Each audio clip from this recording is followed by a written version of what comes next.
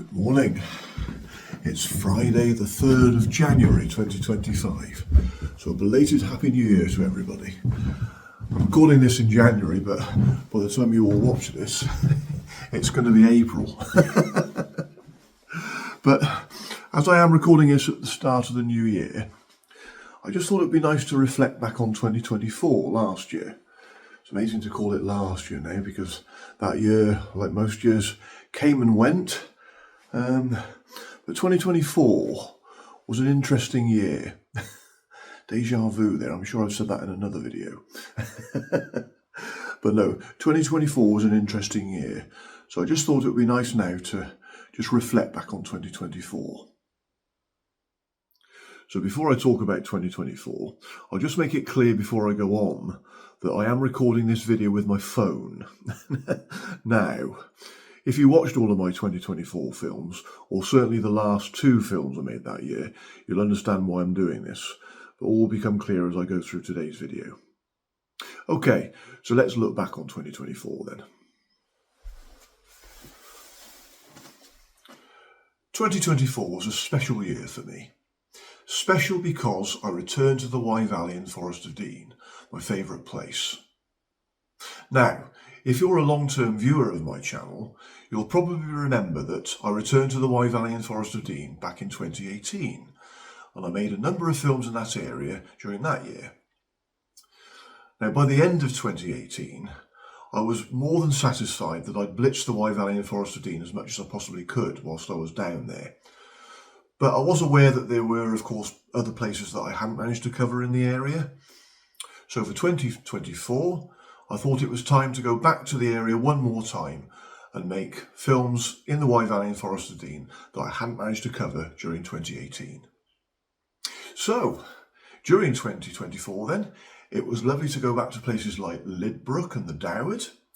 It was also nice to go back to places like the Forest of Dean Sculpture Trail, Cinderford, and film the Cinderford Town Trail. That was really lovely, actually. Now, when I've been doing research online, there are town trails for almost any town in the UK now. If you were to Google a town of your own choice, I'm sure you'll find a town trail that somebody local has actually compiled for that town, as somebody had done for Cinderford. So it was lovely to make a film of that town trail. It was also nice to go to places like Mayhill, because I particularly wanted to film Mayhill, because I hadn't managed to get there in 2018. But I think for me, the highlights have been the whole sort of group of films that I managed to cover in those locations that are close to the River Severn. So I'm talking about places from Gloucester all the way down to Chepstow and beyond. Now, particularly the films that I covered between Gloucester and Chepstow have been special because some of those films have actually told my story of my birth to early childhood. So, for example, making my film in Gloucester last year, I was able to tell the story of the fact that I was born in Gloucester. And also jumping a few films ahead, when I went to Alvington again, that was where I first lived. So after I was born in Gloucester, Alvington was my first home. So I was able to tell the story of my early childhood when I first lived in Alvington. And then following on a few films later, when I went back to Chepstow again, I was able to tell the story of the majority of my childhood, because that's where I lived after I moved away from Alvington. So it was lovely to go back to those places and make those films to cover the story of my early days of my childhood. So now that I've actually finished all of my filming for 2024, so that year combined with the films that I made back in 2018, I really am now more than satisfied that I've completely blitzed the Wye Valley and Forest of Dean. So yeah, good stuff. I know there are going to be some people watching this now that will be saying, well, you didn't film such and such a place, or you missed that place. Well, as I said before, it's impossible to film everywhere. As I say, you have to remember that living in Derbyshire, I live a long way from the Wye Valley and Forest of Dean now, so throughout 2018 and 2024, I had to plan my accommodation in the area, so I went down several times throughout both years to stay in the area several times, and I could just film what I could whilst I was staying down there. Obviously, if I live local to the area, it would be much easier because I could just pop out any day of my own choosing and make a film then. But yeah, as I say, living in Derbyshire, it's much more difficult to get down to the Wye Valley and Forest of Dean whenever I want and just make all the films that I possibly want to make. But now, as I say, 2018 and 2024 combined, I'm more than satisfied now that I have really blitzed the Wye Valley and Forest of Dean. So what were my favourite films that I made in 2024? Well, in any year of filmmaking, there are always a few that stand head and shoulders above the best for whatever reason, just normally because I get the filming right and the editing and the storytelling and the music. All those ingredients combined make a really good film for me. But I think for 2024, I think one of the films that stands out is my Alvington film. Now, I know I'm biased here because obviously Alvington was my first home, but I just feel that the storytelling in this film was good for me. I was able to convey the story of my earliest years of my childhood there because that was my very first home when I lived there with my mum and dad. You'll probably remember that back in 2018, I went to Alvington and made a film there, but I did a different walk in Alvington this time. It was nice to go back to Alvington in 2024 and do a different walk, and that was the walk that I did to Aylburton and Clanner Ponds. But I was just particularly happy with the storytelling of my Alvington film for 2024. I just feel that I really conveyed the story of my earliest years of my life, really. Jumping ahead, I think my Chepstow film was another favourite. It was nice to film Chepstow Castle this time because I hadn't managed to get into Chepstow Castle before. You may remember again that I made a film in Chepstow in 2018 and I was very happy with that particular film.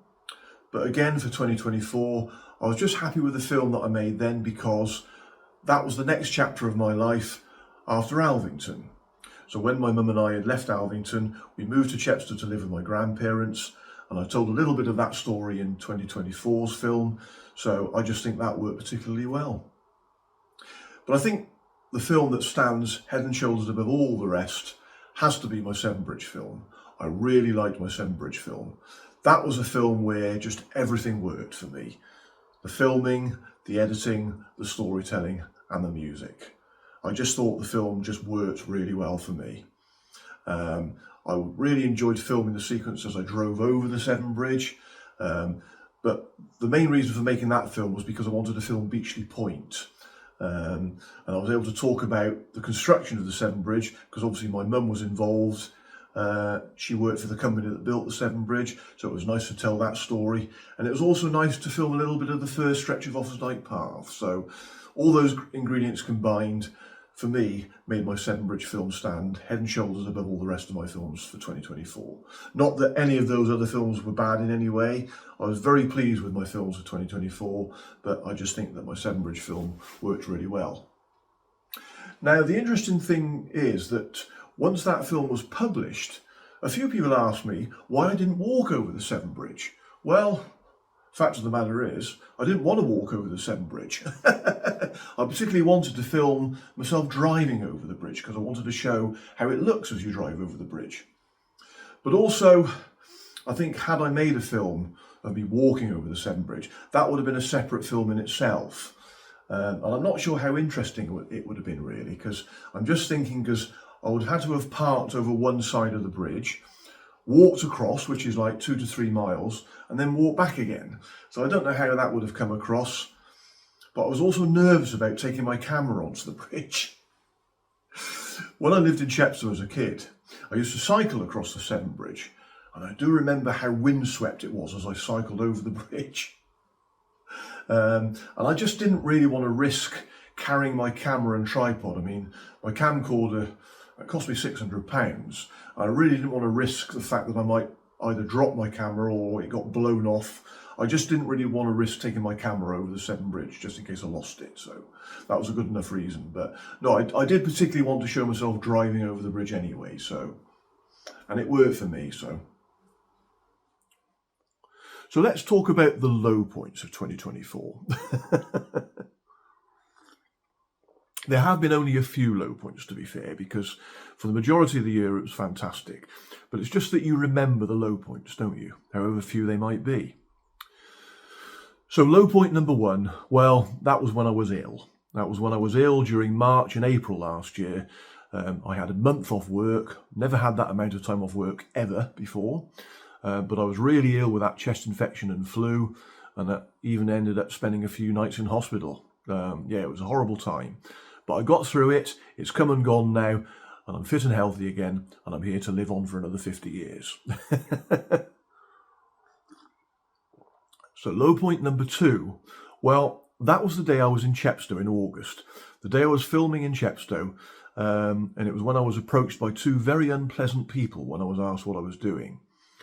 Now, I did talk about this in my St. Arvan's video, so if you've not watched that, it's worth watching it just to listen to my rant that I have at the beginning of that film, because I talk about this particular event, because when I made my St. Arvan's film, that was only the day after it happened. So just to refresh your memory, if you did watch that, during the day I was in Chepstow, I was filming in a public street, filming the town arch, and this very rude woman to my right just said to me, "What are you doing?"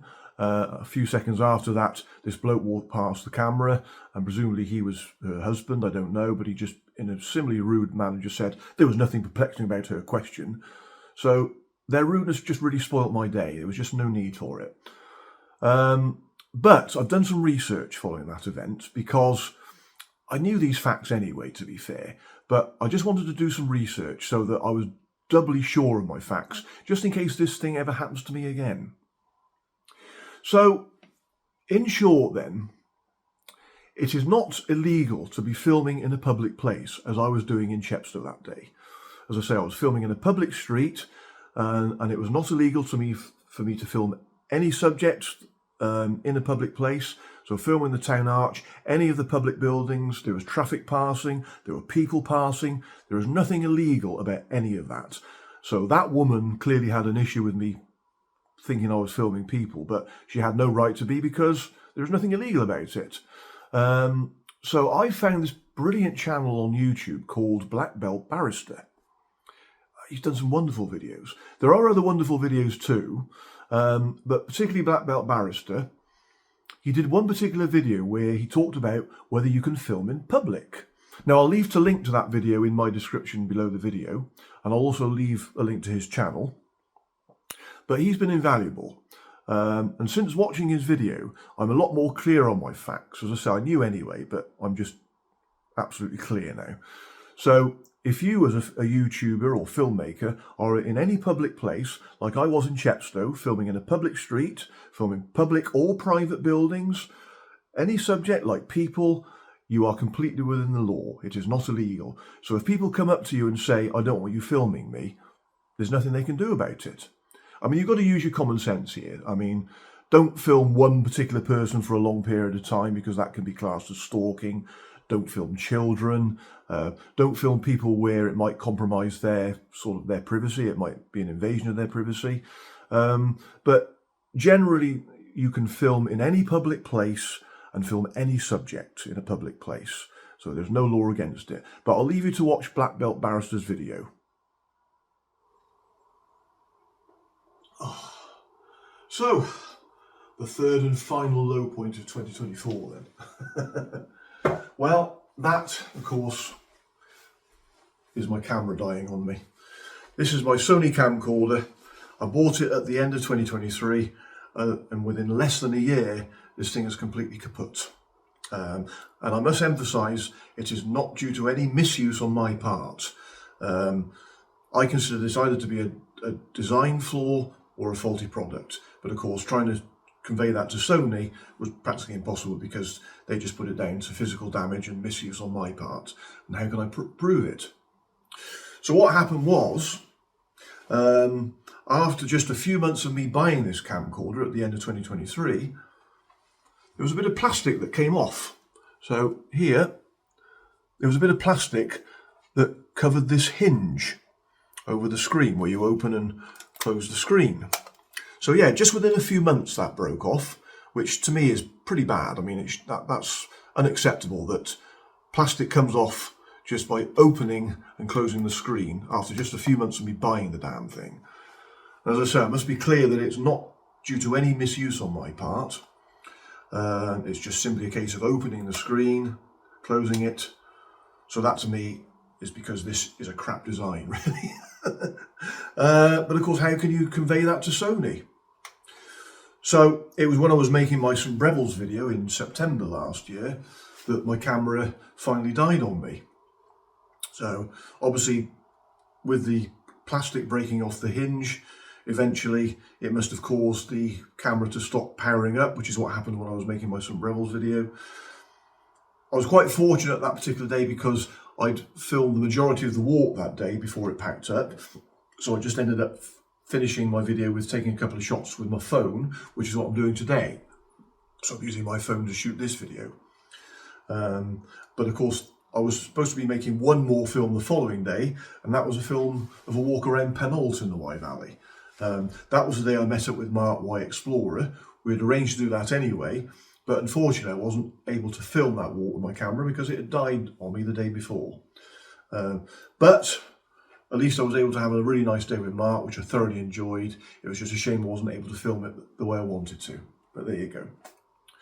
So, this is a piece of junk now. I can't do anything with it. I took it back to Curry's after this died on me. Curry's, I've said this before, Curry's are very helpful. I've got no problem with Curry's whatsoever. It's Sony I have the problem with. So when I took it back to Curry's, they had to send it back to Sony for repair. But the long and the short of the story is, Sony came back to me and said that they were unable to repair this unless I paid for it to be repaired, which I wasn't willing to do. I said, well, this is a design flaw or a faulty product. I said it is not due to any misuse on my part. I explained it in detail what had happened, but it was just like talking to a brick wall. They just kept coming back with the same thing, saying, we apologise for the inconvenience as to what's happened. Please refer to the terms and conditions of the warranty. And the warranty says about misuse and physical damage as a result of misuse. But I kept coming back to them saying, I did not misuse it. The damage was not done by my misuse. It was simply done by opening the screen. And the plastic should not break off by opening the screen. That, to me, is not acceptable. But of course, what can I do? You know, I'm just going round and round in circles. So in the end, I lost my battle with Sony, which I always knew I was going to do anyway. So it's died on me. I mean, I got good use out of it in 2024. So it was a good camera for the time it lasted. I made some wonderful films out of it, but it shouldn't just pack up within less than a year of buying the damn things. So it's a shame because I've been buying Sony camcorders ever since I've had camcorders. So my first camcorder I bought at the end of 1988. And that was a Sony camcorder because I remember where I bought it from at the time. And every subsequent camcorder has always been a Sony. I've always liked Sony and I've always gone on with Sony camcorders. But this is the first time that I've ever had an issue like this. So, and because of the lack of customer support on the part of Sony, out of principle, I will never be buying a Sony product again. Sadly, my Blu-ray player is a Sony product, but if and when I decide to replace that, it will not be a Sony one. So, yeah, it's really soiled my feelings towards Sony now. But it's a shame, one of those things, but what can I do?